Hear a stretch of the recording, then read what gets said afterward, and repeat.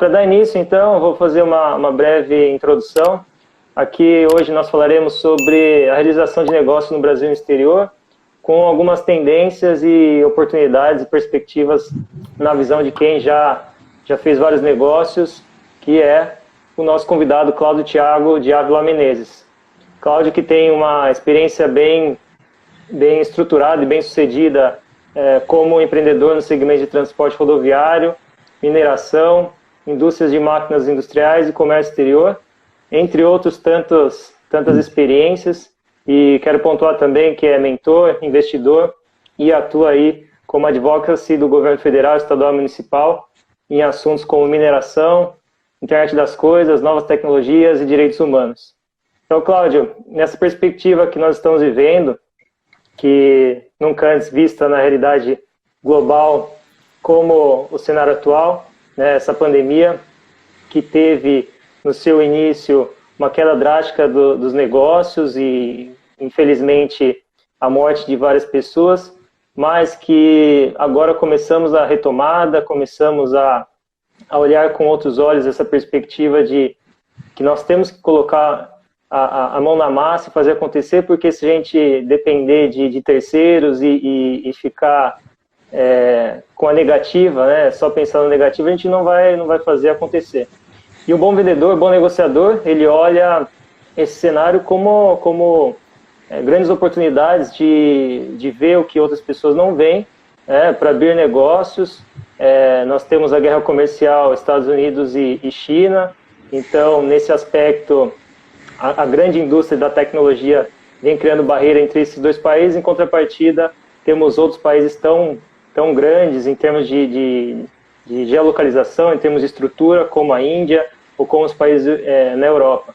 Nesse sentido, você que já viveu e já abriu o mercado em diversos setores, mas principalmente no agro e na mineração, queria que você pontuasse como você vê esse cenário atual e de que maneira a gente pode trabalhar para criar um Brasil com mais robustez e mais solidez no mercado internacional, e até dicas e estrutura de pensamento, de negociação do que você viveu aí.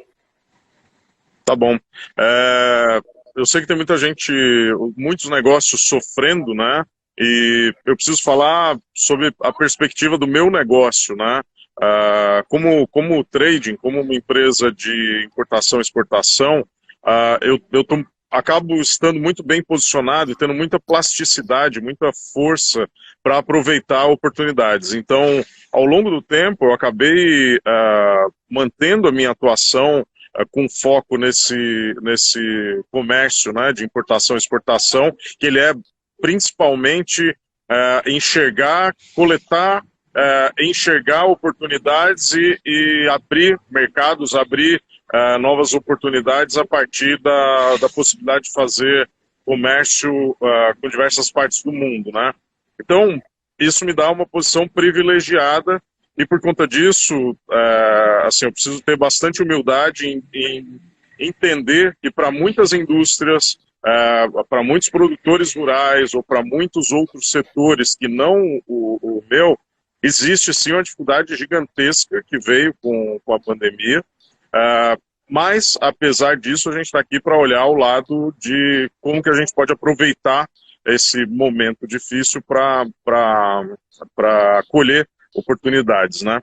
Então, assim, feito esse disclaimer, né, que assim, eu estou solidário com aquelas empresas que estão passando por um momento muito difícil, eu preciso olhar e dizer um pouco da minha perspectiva que talvez em poucos momentos a gente teve tantas oportunidades quanto a gente tem agora.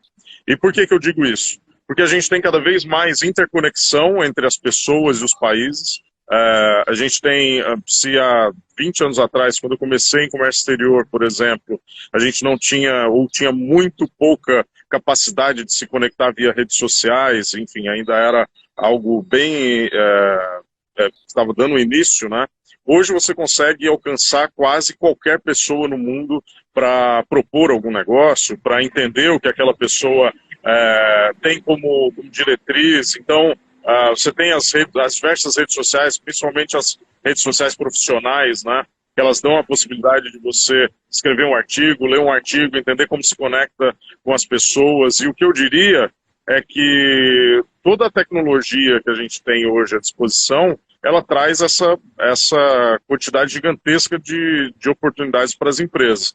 Então, desde o comércio que eu estou olhando aqui na esquina, tá? Passando pelo hotel que eu estou vendo ali na frente, que é um setor que passou por muita dificuldade, ainda está passando muita dificuldade, eu acredito que se eles utilizarem essa capacidade de se interconectar através de redes, se eles utilizarem o potencial do marketing digital, o potencial da geração de conteúdo de alto valor para os clientes, não simplesmente da propaganda em vão, eu acredito que eles vão conseguir colher mais e melhores frutos, né?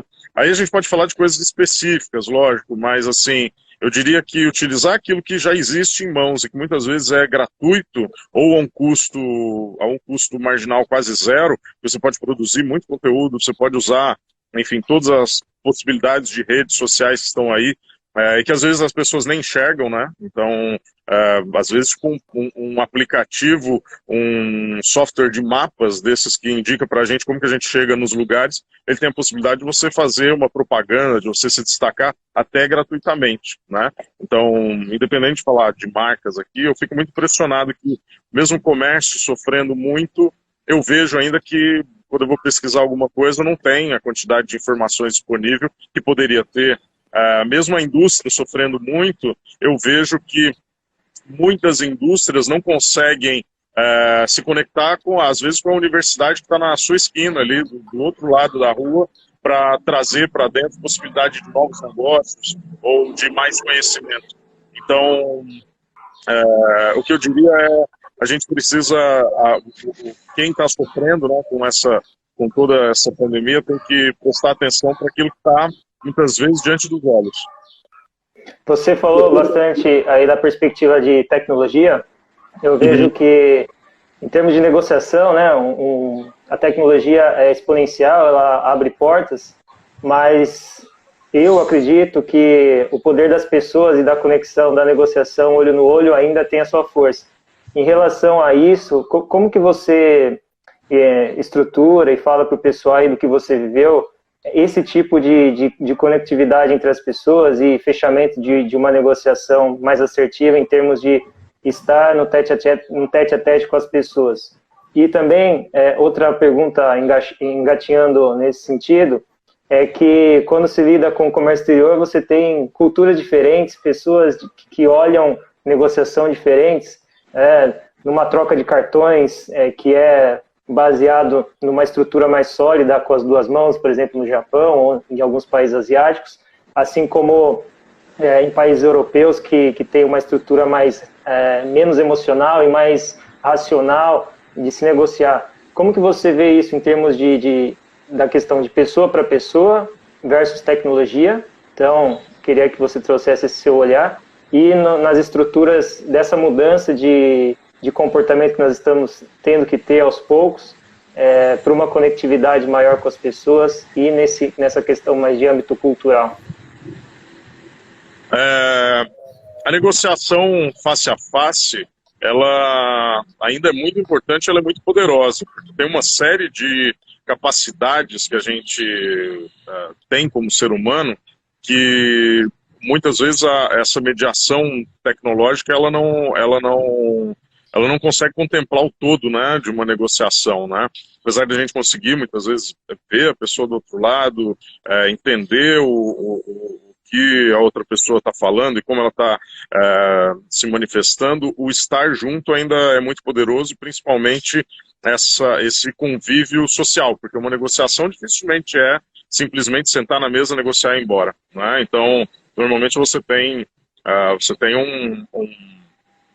um início, né, daquele processo, e aí cada cultura tem a sua forma, né, de iniciar e de fazer as tratativas, mas toda essa linguagem não verbal, ela é muito importante, né, e todo esse processo anterior à negociação, o processo social mesmo, ele falta um pouco ainda dentro das tecnologias que a gente já tem.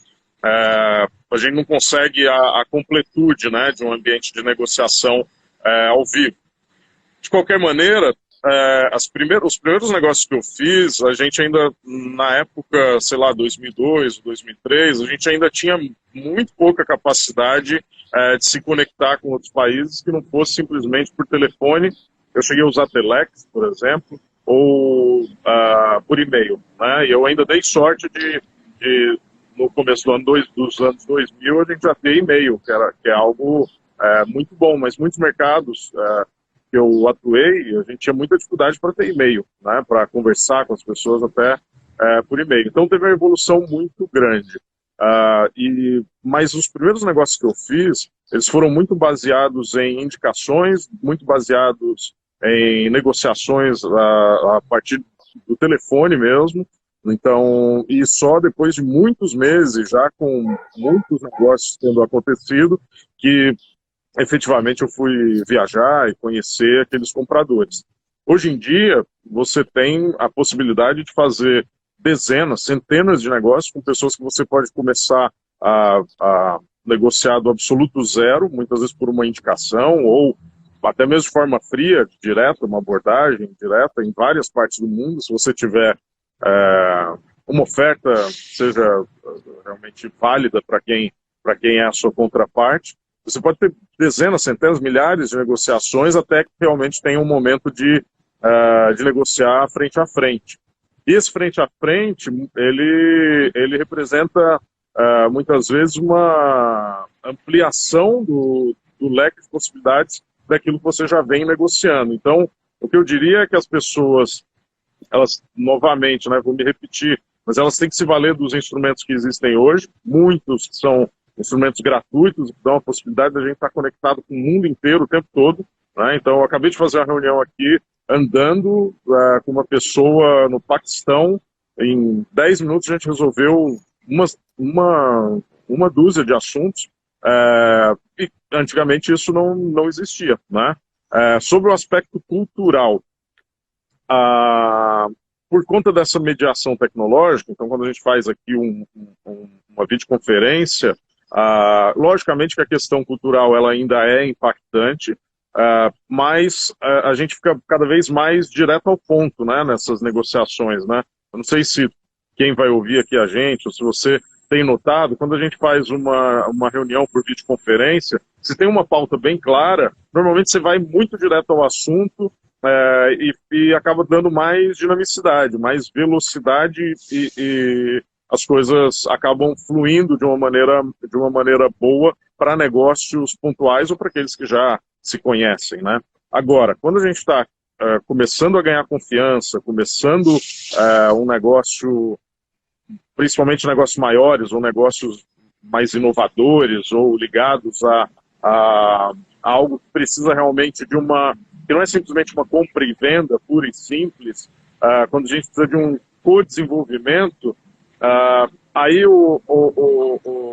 a conversa, a negociação face a face, ela é quase insubstituível, né? É muito difícil de substituir isso. Você está falando de um parceiro novo, lidando com o mercado novo e fazendo coisas mais amplas e mais inovadoras e que precisam de cooperação conjunta. Aí o presencial ainda é imbatível, né? Agora você puxou a questão de inovação. Eu queria conversar aí para a gente ir seguindo ao fim do nosso diálogo em relação a Cláudio como investidor e como mentor, né, que andam lado a lado na estruturação aí potencial de novos negócios. Quero saber como que você vê em relação à questão global da tecnologia, que basicamente, a olhos de alguns, está se valorizando muito rápido e potencialmente tem uma segunda bolha, assim como foi nos anos 2000, e para outros que estão alavancando o negócio e estão aproveitando essa onda, principalmente pela digitalização e pelo contexto que a gente está vivendo. Como que você vê o mercado em relação a investimentos, se até você, porventura, pudesse citar alguns que você investe, alguns setores que você investe, justamente para contrapor esse ponto. É interessante ter essa perspectiva, esse olhar da tecnologia, mas, obviamente, investir também em commodities, em setores mais estruturados e que, de fato, assim como o Brasil, né, um grande produtor de vários setores e várias áreas, com esse destaque em investimento em commodities, como que você vê isso em relação a olhos de investidor, no caso? A gente sempre tem, assim, a gente está aqui para falar sobre oportunidades de negócio, oportunidades de investimento e como eu visualizo isso, como eu costumo aproveitar essas oportunidades, né? Então, uma coisa que a gente tem muito no mercado é ruído. O mercado, por exemplo, na trading, na empresa de importação e exportação, eu normalmente lido com negócios muito rápidos e de oportunidade. Então eu não sou um comercializador, um comerciante, por exemplo, contínuo de algumas commodities agrícolas. Eu entro no mercado, vejo distorções desse mercado, compro, vendo e muitas vezes o mercado acaba se autorregulando. Então vou comprar alguma coisa muito barata, a centenas, milhares de toneladas, vou vender até que o mercado meio que se equalize, né? Então eu aproveito oportunidades pontuais. Já no fundo de investimento, a gente investe em startups voltadas ao agronegócio e à indústria. Então a gente está olhando deep tech, está olhando tecnologias mais profundas, hardware, hard science, e tanto em um mercado quanto em outro, ou mesmo se a gente for falar de investimento daquele dinheiro que você tem como excedente, você vai investir, por exemplo, no mercado de capitais em ações, né? Então, mercado estruturado, a gente está falando de 3 mercados diferentes, né? Um de comercialização, né? Compra e venda de mercadorias e o aproveitamento dessas oportunidades. Outro de venture capital, que é risco total e absoluto de investir em startups, empresas nascentes que podem trazer um grande retorno, e o outro, eu estou dando um exemplo para falar de mercado estruturado, mercado de capitais. Em todos esses mercados a gente vê que existe muito ruído, tá? Então eu estou na rua aqui falando com vocês devem estar ouvindo ruído por aí, eu tenho que tentar falar um pouco mais alto para você me ouvir, mas o importante é que você consiga ouvir a minha mensagem, concorda? Se você ficar concentrado no ruído, você perde aquilo que eu estou falando. E a gente tem ruído o tempo todo, tá? A gente vem falando, vem ouvindo as pessoas falarem cada vez mais sobre fake news, do que se trata isso. O fake news sempre existiu e existe o tempo todo, e existe sendo feita, inclusive, por jornais especializados, né? Eu fico abismado com a quantidade de ruído e de informação de baixíssima qualidade que eu leio em jornais especializadíssimos, vamos dizer assim, ligados à agricultura. Eu leio aquilo e falo, como podem estar escrevendo uma bobagem como essa? Hoje eu li um artigo rápido falando assim, o índice Bovespa despenca, sai de 104 mil pontos e vai a 100 mil pontos, ou a 96 mil pontos. Então as pessoas elas estão sempre querendo fazer os jornais e mesmo as pessoas nas redes sociais, eles querem sempre mostrar algo mais, uma calamidade maior, algo cada vez mais difícil, porque isso, de certa forma, atrai a atenção das pessoas, né? O que eu diria para quem busca investir em algo firme e consistente, seja isso que eu faço, que é aproveitar oportunidades rápidas de comercialização, pense a longo prazo, crie uma estratégia no longo prazo, para muitos anos, para muitas décadas, não ouça os ruídos, e principalmente, você falou sobre tecnologia, né? Olhe para a tecnologia, eu diria assim, a gente está só começando. Como assim só começando, né? Tudo isso que a gente está vendo aqui, tipo uma transmissão, uma videoconferência, tudo isso é só o começo. Quando as pessoas falam em bolha, por exemplo, tecnológica, normalmente elas não têm a menor dimensão da magnitude do tamanho que esses mercados estão tomando. É como falaram que a Apple era bolha quando eles começaram lá atrás, lançaram o segundo computador, depois quando teve alguns problemas relacionados à parte financeira, e de muito investimento em pesquisa e desenvolvimento, não, a Apple vai quebrar, uma empresa que é uma bolha. Veja aí, é uma bolha, será? Eu acredito que não. tem fundamento. A gente precisa buscar os fundamentos. Para qualquer um que vai fazer investimentos, buscar os fundamentos de forma muito firme. E para buscar fundamentos, você precisa olhar para o longo prazo, porque não dá para você se aprofundar pensando em curto prazo, que é o que muita gente faz. Então tem muita gente acreditando que vai investir em startups e que vai colher resultado a curto prazo. E na minha visão isso não existe, ou quando existe é por uma conjuntura em uma série de fatores que não dizem respeito a uma estratégia firme, né? Uma estratégia que pode realmente trazer resultado consistente ao longo do tempo. Pode acontecer uma, duas vezes, e eu acho muito difícil que a mesma pessoa consiga aproveitar as oportunidades assim. Então, tem muita gente que fala que tem de tudo, né? Todo tipo de, é bolha, esses olham para algumas áreas de tecnologia e veem um mercado gigantesco surgindo e falam, não, mas isso é uma bolha, porque os valores são muito altos. Eu até acredito que tem alguns valuations, tanto de ações, tá, quanto de startups, que eles às vezes estão um pouco inflacionados. Mas quando tem fundamento, você deixa de ter medo de continuar naquilo no longo prazo.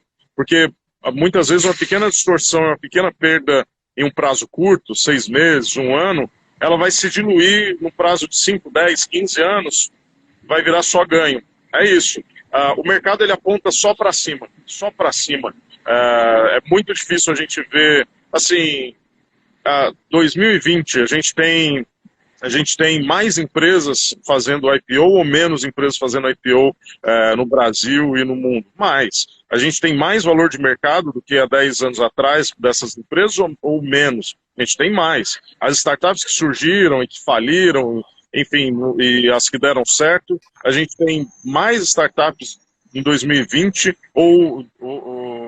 do que em 2010, por exemplo, ou menos. Tem muito mais, né? Então, o mercado ele aponta só para cima, tá? E eu não estou dando uma visão só otimista, não. O que eu estou falando para quem não sabe para onde vai, você pode ir para qualquer lado que você vai se dar mal. Agora, quem sabe onde vai, pode ter a pior tormenta que vai conseguir chegar a um porto seguro ou aquela meta que ele deseja. Então, se você souber onde você quer chegar, souber sair, tapar os ouvidos para os ruídos, você tem muito mais chance de fazer com que os seus investimentos, seus negócios prosperem, né? Fantástico, obrigado aí pelas colocações. Eu corroboro com o que você disse e realmente a gente tem que mirar lá para frente, porque a curto prazo, até pelo que a gente está vivendo, tirar no escuro, né? Exato. Falado isso, Cláudio, se você puder deixar uma mensagem em relação à perspectiva da nossa temática em geral, né, de realização de negócio no Brasil e exterior, para a gente fechar e concluir o nosso bate-papo, o que você traria de tudo que foi falado e da perspectiva que a gente vê nesse contexto econômico, o que você deixaria de última mensagem para o pessoal aqui?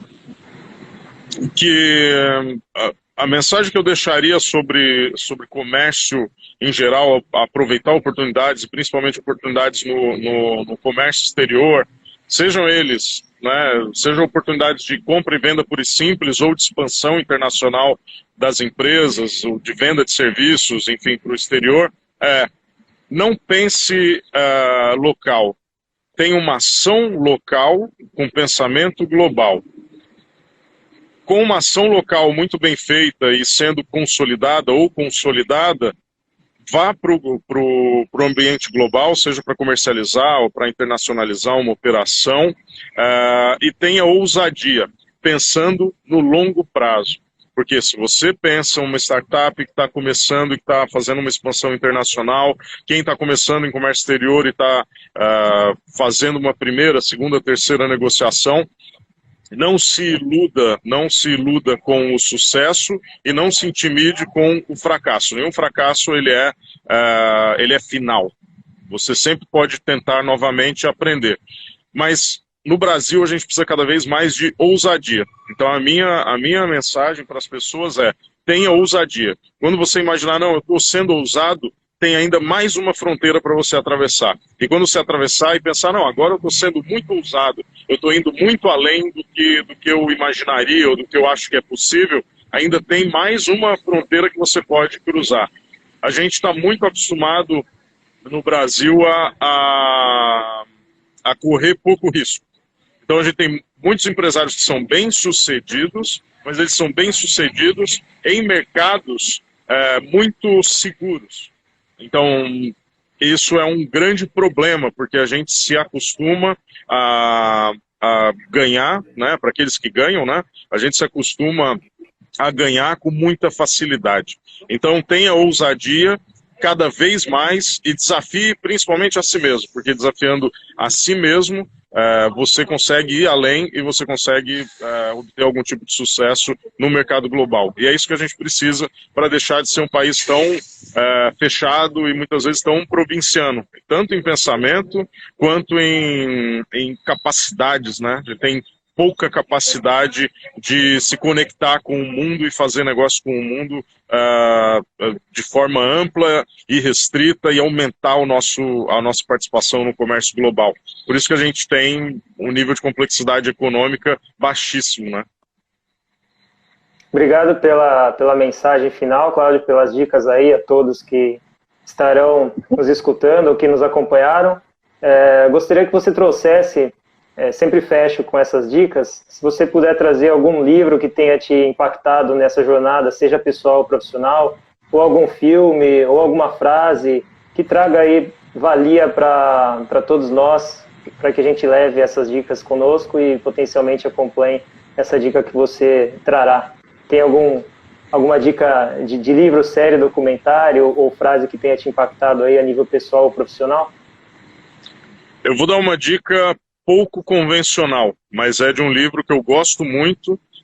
Eu leio livros de negócio, tá? Então eu gosto muito de alguns autores, tipo Peter Drucker, eu gosto muito na área de negócios. A gente está falando de negociação. Eu fiz um curso com Ilya Uri e eu gosto muito do livro dele, Como Chegar ao Sim, que é um nome muito simples, mas que ali dentro ele tem uma quantidade inestimável de informações para quem quer negociar. Mas eu quero dar uma dica pouco convencional. É um livro que se chama Ligeiramente Fora de Foco. É um dos livros que eu mais gosto, e ele é de um fotógrafo chamado Robert Capa. E o Robert Capa, ele foi o único fotógrafo que sobreviveu e que esteve no dia D junto com o primeiro desembarque, com o primeiro pilotão nas praias no dia D. E ali dentro, para quem sabe extrair conhecimento, você tem uma lição gigantesca de ousadia, uma lição gigantesca de como lidar com diversas culturas de maneira aberta, principalmente como ser uma pessoa apaixonada por aquilo que faz e que leva às últimas consequências. O Capa morreu no fronte de guerra, fotografando. Alguém, assim, não estou falando que ninguém deve fazer isso, mas quando você leva às últimas consequências da sua paixão, normalmente você é imparável. Então, eu gosto mais dos livros que não são necessariamente de negócio, porque eles trazem muitas lições para o mundo dos negócios. Então, eu diria que em matéria de uma visão global, uma visão de mundo conectada com seres humanos e uma capacidade de negociação e principalmente ousadia e coragem, Ligeiramente Fora de Foco é um grande livro. Obrigado pelas dicas, espero a todos aí que colham essas dicas e possam usufruí-las. Cláudio, como que o pessoal te acompanha nas redes sociais? Quais redes sociais você é mais ativo? Quais são aí as suas redes sociais para a gente deixar aqui gravado para o pessoal? Lá no LinkedIn eu vou começar a colocar mais artigos lá. Eu tenho um artigo que vai sair semana que vem lá pela revista do MIT, então eu vou começar a escrever com um pouco mais de constância. Então no LinkedIn meu nome completo, Cláudio Thiago Ávila Menezes, dá para apertar o botão seguir lá. aqui nesse canal aqui do Instagram, agora eu tenho uma equipe para me ajudar, então a partir desse próximo mês, desse mês que entra, eu começo a colocar uma quantidade grande de informações, principalmente ligadas à inovação no agronegócio e comercialização no agro. Então aqui Agro Brasil 4.0. Perfeito, Cláudio. Obrigado pelo tempo aí e a sua disponibilidade. Obrigado pela mensagem. Grande abraço. Valeu, obrigado, abração. Valeu, tchau, tchau.